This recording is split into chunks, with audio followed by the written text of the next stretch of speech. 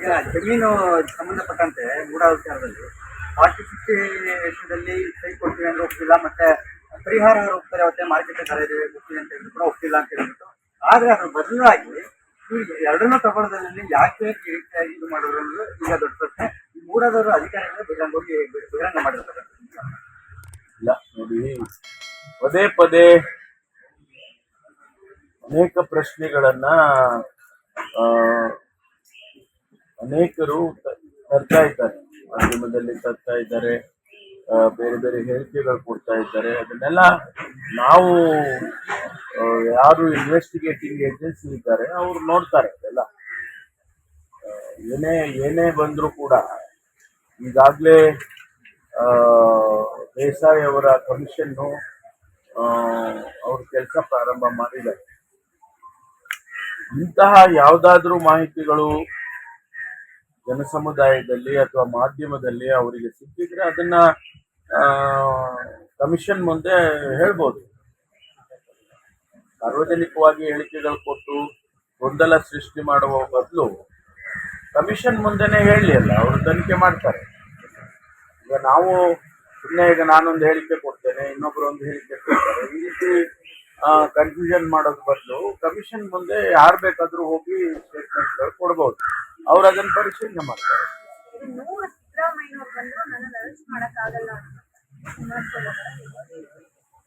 ನಾನು ಇದಕ್ಕೆಲ್ಲ ಕಮೆಂಟ್ ಮಾಡಕ್ ಹೋಗೋದಿಲ್ಲ.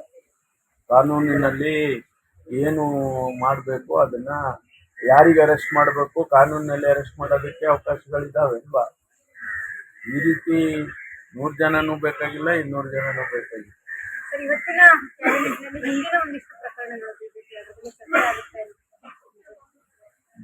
ಜನದಲ್ಲಿ ಆ ಥರದ್ದೇನು ಆಗುತ್ತಿಲ್ಲ.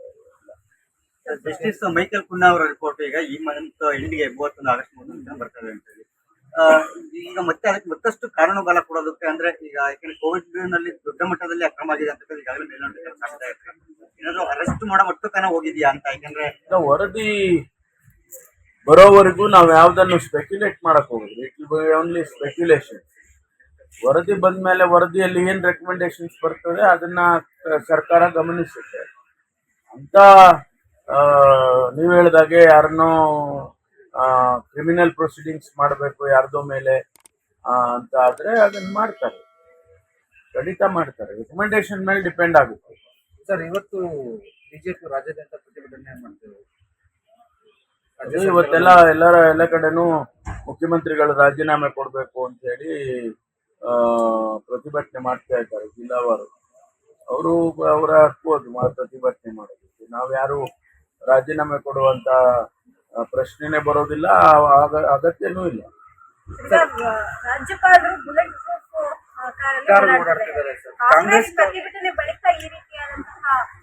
ಗೊತ್ತಿಲ್ಲ ಅವ್ರಿಗೆ ಏನ್ ಥ್ರೆಟ್ ಇದೆಯೋ ನಮ್ಗೆ ಗೊತ್ತಿಲ್ಲ. ಅಲ್ಲಲ್ಲ, ಅವ್ರಿಗೆ ಏನ್ ಥ್ರೆಟ್ ಇದೆ ಅಂತ ನಮ್ಗೆ ಗೊತ್ತಿಲ್ಲ. ಯಾರು ಅವರಿಗೆ ಥ್ರೆಟ್ ಪರ್ಸೆಪ್ಷನ್ ಅವ್ರಿಗೆ ಹೇಳಿದ್ದಾರೆ ಅನ್ನೋದು ನಮ್ಗೇನ್ ಗೊತ್ತಿಲ್ಲ. ಅವರು ಸೆಕ್ಯೂರಿಟಿ ಕೇಳ್ಕೊಂಡಿದ್ದಾರೆ, ಸೆಕ್ಯೂರಿಟಿ ಕೊಟ್ಟಿದ್ದಾರೆ, ವಿಚ್ ಈಸ್ ಎಂಟೈಟ್ಲ್ಡ್. ರಾಜ್ಯದಲ್ಲಿ ರಾಜ್ಯಪಾಲರಿಗೆ ರಕ್ಷಣೆ ಇಲ್ಲ ಅಂತ ಹೇಳಿ ಬಿಜೆಪಿ ಅವರು ಆರೋಪ ಮಾಡ್ತಾರೆ. ರಕ್ಷಣೆ ಕೊಟ್ಟಿದೀವಲ್ಲ, ಈಗ ಅವರಿಗೆ ಭಾರತೀಯ ಜನತಾ ಪಾರ್ಟಿ ಅವರು ಆ ಸನ್ನಿವೇಶವನ್ನ ಕ್ರಿಯೇಟ್ ಮಾಡಿದ್ದಾರೆ. ಭಾರತೀಯ ಜನತಾ ಪಾರ್ಟಿಯವರ ಈ ಒಂದು ಆಕ್ಷನ್ಸ್ಗಳು ಅವರಿಗೆ ಅಂತ ಒಂದು ಪರಿಸ್ಥಿತಿ ತಗೊಂಡ್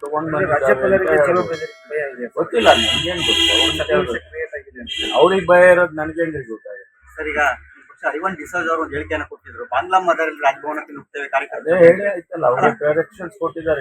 ಇವತ್ತು ಕೂಡ ಅವರ ಬಂಧನಕ್ಕೆ ಮತ್ತೆ ಆ ಅರ್ಥದಲ್ಲಿ ಹೇಳಿಲ್ಲ ಅಂತ ಹೇಳಿ ಇವತ್ತು ಕರೆಕ್ಷನ್ ಕೊಟ್ಟಿದ್ದಾರೆ. ಅದು ಅಲ್ಲಿಗೆ ಮುಗೀತು. ಇವತ್ತು ಪ್ರತಿಭಟನೆ ಕೂಡ ಮಾಡ್ತಿದ್ದಾರೆ ಬಿಜೆಪಿ ಅವರು. ಬಿಜೆಪಿ ಪ್ರತಿಭಟನೆ ಮಾಡಿದ ಕ್ಷಣಕ್ಕೆ ಎಲ್ಲವೂ ಬಹಳ ಇದು ಅಂತ ಹೇಳಕ್ಕಾಗುತ್ತೆ. ಅವರು ಇವತ್ತು ರಿಯಾಕ್ಷನ್ಸ್ ಕೊಟ್ಟಿದ್ದಾರೆ. ನಾನು ಆ ಅರ್ಥದಲ್ಲಿ ಹೇಳಲಿಲ್ಲ ಅಂತ ಹೇಳಿದ್ದಾರೆ, ಅವರೇ ಹೇಳಿದ್ದಾರೆ.